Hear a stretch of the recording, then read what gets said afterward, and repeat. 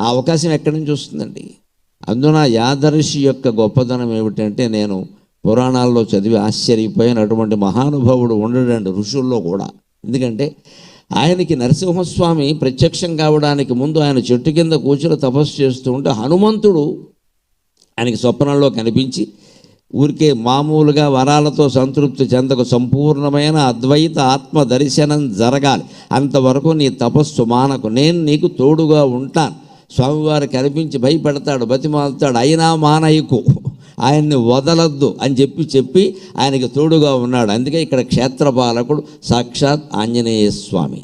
మనోజవం మారుతతుల్య వేగం జితేంద్రియం బుద్ధిమతాం వరిష్టం వాతాత్మజం వానరయోధ ముఖ్యం శ్రీరామదూతం శిరసా నమామి. లక్ష్మణుని ప్రాణాలే కాదు, కొన్ని వేల మంది కపియోధుల ప్రాణాలు సంజీవని పర్వతం ద్వారా కాపాడినటువంటి మహానుభావుడు హనుమంతుడు. ఇక్కడ క్షేత్రపాలకుడు, ఆయనకి నమస్కారం చేసి మనం రంగప్రవేశం చేద్దాం. ఏ రకంగా తెచ్చాడు సంజీవి పర్వతాన్ని అంటే, నన్ను సహస్రావధానం చేసినప్పుడు అడిగారు ఒకసారి. హనుమంతుడు సంజీవి పర్వతాన్ని తెచ్చినటువంటి దృశ్యాన్ని మంచి సమాస ధాటితో వర్ణించండి, ఊరికే తేలిక మాటలు కాదు, నాకు మంచి సమాసాలు కావాలి అని ఒక పెద్ద ఆయన 80 ఏళ్ళ ఆయన అడిగితే మిమ్మల్ని సంతృప్తిపరిచే ప్రయత్నం చేస్తానండి నేను అన్నాను. హనుమంతుండు అతిలోక తేజమున తాను ఆకాశ మార్గంబునన్, హనుమంతుండతిలోక వేగమున తానాకాశ మార్గంబునన్, ఘన దివ్యౌషధ పేటికన్ దళిత వృక్షశ్రీలతావాటికన్, జననానావిధ రోగవారణ కళాశాస్త్ర ప్రభాపేటికన్, జన సంజీవని నెత్తి తెచ్చెను ప్రశంసల్ చేయ రాముండటన్. అతిలోక వేగమున తానాకాశ మార్గంబునన్. కార్యసాధన అంటే అలా ఉండాలి. యువకులు నేర్చుకోవాలి. తల్లిదండ్రులు ఏదన్నా పని చేసుకురమ్మని ఎవరింటికో పంపించారనుకోండి, అక్కడ వరకు బండి వేసుకుని ఎడతాడు, పక్క వీధి అయినా సరే బండి వేసుకుని ఎడతాడు, దీనికి ఆయిల్ ఖర్చు ఒకటి. అక్కడ వెళ్ళి నుంచుంటాడు, ఇల్లు తాళం వేసి ఉందనుకోండి, వెంటనే వెనక్కి వచ్చేసి మమ్మీ డోర్ లాక్డ్ అంటాడు. తెలుగులో కూడా చెప్పడు సన్నాసి. డోర్ లాక్ అవుతుందని మాకు తెలుసు, నువ్వు కనుక్కోవాలి. హనుమంతుడి నుంచి అదే నేర్చుకోవాలి కార్యసాధన అంటే. అక్కడ తలుపు తాళం వేసి ఉండగానే నువ్వు వెళ్ళిపోకూడదు, నువ్వు వచ్చేయకూడదు. కొంతమంది ఊరికి వెళ్ళినప్పుడు ఏం చేస్తారంటే తెలివిగా వీధి తలుపు తాళం వేస్తారు, దొడ్డిదారి నుంచి వెడతారు. రకరకాల ప్రక్రియలు ఉంటాయి, వాళ్ళ ఆలోచనలు వాళ్ళకు ఉంటాయి. మనం కనుక్కోవాలి, అక్కడ దిగాలి, పక్కింటి వాళ్ళని అడగాలి, ఏమండి వీళ్ళు ఉన్నారా, ఎక్కడికైనా వెళ్ళారా, లేకపోతే ఒకసారి బయటికి వెళ్ళొచ్చు, ఓ గంటలో రావచ్చు, ఆగచ్చు కదా, వెళ్ళింది పని చేసుకురావడానికి కదా, అంతేగాని ఊరికే లేరు అని చెప్పడానికి వెళ్ళడం ఎందుకండి. అందుకే మనకు తెలుగులో చూడండి, పిల్లలు ఎవరన్నా బయటకెడుతున్నా, భర్త బయటకెడుతున్నా, ఈ తెలుగునాట స్త్రీ వాడే గొప్ప మాట అండి, క్షేమంగా వెళ్ళి లాభంగా రండి. నా దృష్టిలో వేదవాక్యంతో సమానమది. క్షేమంగా వెళ్ళి లాభంగా రండి. టాటా, సీరియో, బై బై దరిద్రపు మాటలనే తర్వాత వచ్చాయి మనకి. ఇక్కడ సీరియో అంటే వాడు ఒళ్ళు చీరుకుపోతాడు, టాటా అంటే మళ్ళీ రాడు వెనక్కి. టాటా చెప్పావుగా నువ్వు, టాటా లారీ అంతే లెక్క. ఆ మాట అనకూడదు, అశుభం అది. క్షేమంగా వెళ్ళి లాభంగా రండి. అందులో కూడా యోగ్యత, యుక్తి. వెళ్ళేటప్పుడు క్షేమం ముఖ్యం, వచ్చేటప్పుడు లాభం ముఖ్యం. ముందు వెళ్ళేటప్పుడే లాభం మీద దృష్టి పెట్టి పని అవుతుందో అవదో, ఎన్ని కోట్లు కలిసి వస్తాయి అనుకుంటూ పెడితే ముందు ప్రాణాలు పోతాయి, దేన్నో గుద్దేస్తాడు కంగారులో. ఆ కంగారు ఉండకూడదు, క్షేమంగా వెళ్ళు. వచ్చేటప్పుడు కూడా క్షేమంగా వస్తే వెళ్ళింది ఎందుకు పని లేక, నేను క్షేమంగా వెళ్ళి క్షేమంగా వచ్చా, ఏ పని అవలా, అయితే వెళ్ళడమే అనవసరం. లాభంగా రావాలి, క్షేమంతో పాటు లాభంగా. లాభం అంటే డబ్బులు కాదు, పని అవ్వడం. వెళ్ళారు, అక్కడ కనుక్కోవాలి, నలుగురిని అడగాలి. ఓ బాకీ వసూలు చేసుకున్నామని పంపించారు, కాస్త హడావుడి చేయాలి. అక్కడ తల్లిదండ్రులు పంపించినప్పుడు కొంచెం హడావుడి చేయాలి. ఏమంటే ఎందుకో మీకు 6 నెలలు అయిందండి బాకీ ఇచ్చి ఎలా ఊరుకుంటామండి అని కొంచెం అడగాలి. అంతేగాని వెళ్ళి ఏమంటే మా నాన్నగారు బాకీ ఇమ్మన్నారండి, వీలైతే ఇమ్మన్నారండి అంటే వీలు కాదు, వెళ్ళిపోమని చెబుతారు. బాకీ వసూలు చేసే చోట అంత మంచితనం పనికిరాదు, అక్కడ మెత్తగా ఉండకూడదు. ఇదే కార్యసాధన. అందుకని హనుమంతుడు ఉదాహరణ ఏమిటంటే, అక్కడ వెళ్ళగానే ఆయన సంజీవ పర్వతం కనపడింది. అక్కడ ఏదో ఈయన విశల్యకరణి, సంధానకరణి, ఇలా 4 రకాల వైద్య మొక్కలు చెప్పాడు ఈయన, ఔషధులు. అవి పట్టుకురమ్మన్నాడు. అన్నీ కాంతిమంతంగా ఉంటాయన్నాడు. అన్నీ 4 కాదు 400 వెలుగుతున్నాయి ఏకంగా, ఏదో పెళ్ళికి సీరియల్ లైట్లు పెట్టినట్టు. ఆయనకు అనుమానం వచ్చింది, ఇందులో ఏది విశల్యకరణం, ఏది సంధానకరణం, ఏది సంతాపకరణం, మనకెందుకు గోల, ఆ సుషేనుడు తేల్చుకుంటాడు. ఆయన వానరసేనలో పెద్ద డాక్టర్, ఆయన వైద్యుడు, ఆయన తేల్చుకుంటాడు. అందుకని చూసి రమ్మంటే కాల్చి వచ్చే రకం కాబట్టి అంతకుముందే ఆ పని చేశాడు కాబట్టి మొత్తం కొండలేపేశాడు ఈయన పైకి. లేపేసి పట్టుకొచ్చి అక్కడ వరకు వచ్చి ఆ కొండ ఇలాగే ఎడం చేత్తో పైకి పట్టుకుని నిలబడి, చూసేనా నువ్వు చెప్పేవేవో 4 పేర్లు ఇంగ్లీష్ మీడియంలో ఉన్నాయి, నాకు అర్థం కావట్లా, పైకి వచ్చి చూసుకో అన్నట్టు. మా మీడియంలో ఇవన్నీ చదువుకోలేదు, ఎందుకు వచ్చిన గొడవ, నువ్వు పైకి వచ్చి చూసుకోవాలి. ఆయనే పైకి వచ్చి ఆ 4 మొక్కలు తీసుకుని వాటితో వైద్యం చేశాడు, లక్ష్మణుడిని బతికించాడు, వానర సైన్యాన్ని బతికించాడు. అలా ఉండాలి తెలివితేటలంటే. అందుకే ఘన దివ్య ఔషధ పేటికన్, అనేక రకాల ఔషధాలకి పేటిక ఆ సంజీవిని పర్వతం. లలిత వృక్షశ్రీలతావాటికన్, అనేక రకాల లలితమైనటువంటి వృక్షాలన్నీ ఉన్నటువంటి మహారణ్యానికి ఆలవాలం ఆ సంజీవిని పర్వతం. జన నానావిధ రోగవారణ కళాశాస్త్ర ప్రభా వీటికన్, ప్రజలకు వచ్చేటువంటి అనేక రకాల రోగాలన్నీ కేవలం ఆకులు మొక్కలతోటే వాటి రసంతోటే పోగొట్టగలిగిన శక్తి కలిగినటువంటి పెద్ద అంగడి లాంటిది, ఔషధాల అంగడి లాంటిది అటువంటిది సంజీవి పర్వతం. అది రాముని యొక్క ప్రశంసలు పొందే విధంగా తీసుకొచ్చాడు అన్న అటువంటి ఋషికి హనుమంతుడు సాయం చేశాడు. ఆయనకి ఆ యాదర్శి గొప్పతనాన్ని గమనించండి. పరమేశ్వరుడు నరసింహస్వామి రూపంలో ప్రత్యక్షం కాగానే ఆయన తృప్తిపడి ఊరుకోలేదు. నరసింహస్వామి తన ముఖంతో కనబడగానే ఆయన అన్నాడు, నాకు సంతృప్తిగా లేదండి, ఇంకాస్త విశ్వరూపం చూపించండి, నాకు పంచముఖి నరసింహస్వామి అంటారు, చూడాలని ఉంది అన్నాడు. అప్పుడు పంచముఖాలతోనూ కనబడ్డాడు. మనం గర్భగుడిలో ఇప్పటికీ ఆ పంచముఖాలు చూస్తున్నాం. అర్చకులు ప్రత్యేకించి వివరించి చెబుతారు.